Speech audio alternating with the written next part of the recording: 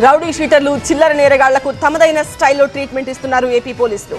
గుంటూరులో ఏకంగా 100 మంది రౌడీ షీటర్లకు వినూత్న రీతిలో కౌన్సిలింగ్ ఇచ్చారు. అసాంఘిక శక్తులకు, రౌడీ షీటర్లకు, పోకిరీలకు ఆంధ్రప్రదేశ్లో పోలీస్ ట్రీట్మెంట్ కొనసాగుతుంది. తరచూ నేరాలకు పాల్పడే వారికి తమదైన తరహాలో కౌన్సిలింగ్ ఇస్తున్నారు పోలీసులు. ఇటీవల పలు కేసుల్లో అరెస్టైన నిందితుల్ని రోడ్లపై నడిపిస్తూ వాళ్లలో మార్పు తీసుకొచ్చే ప్రయత్నం చేస్తున్నారు. కారణాలేవైనా ఏపీలో నిందితులను రోడ్లపై నడిపించుకుంటూ తీసుకెళ్లడం రెగ్యులర్ గా కనిపిస్తోంది. రీసెంట్ గా గుంటూరులో రౌడీ షీటర్లకు వినూత్న రీతిలో కౌన్సిలింగ్ ఇచ్చారు పోలీసులు.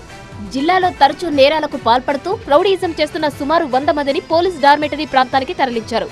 అక్కడ వాళ్ళందరికీ ప్రత్యేక శిక్షణ పొందిన పోలీసులు కౌన్సిలింగ్ ఇచ్చారు. కౌన్సిలింగ్ తర్వాత రౌడీ షీటర్లందరినీ పోలీసు వాహనంలో ఎన్టీఆర్ స్టేడియం చౌరస్తాలోకి తీసుకొచ్చి నడి రోడ్డుపై నడిపించారు. కాళ్లకు చెప్పులు లేకుండా ప్రధాన రహదారిపై కిలోమీటర్ మేర నడిపించుకుంటూ తీసుకెళ్లారు. ఆ తర్వాత వివిధ పోలీస్ స్టేషన్లకు తరలించి సంతకాలు తీసుకుని మంచి మార్గంలో నడవాలని సూచించి పంపించారు. అయితే రౌడీ షీటర్లకు సీరియస్ వార్నింగ్ ఇచ్చారు ఎస్పీ వకుల్ జిందాల్.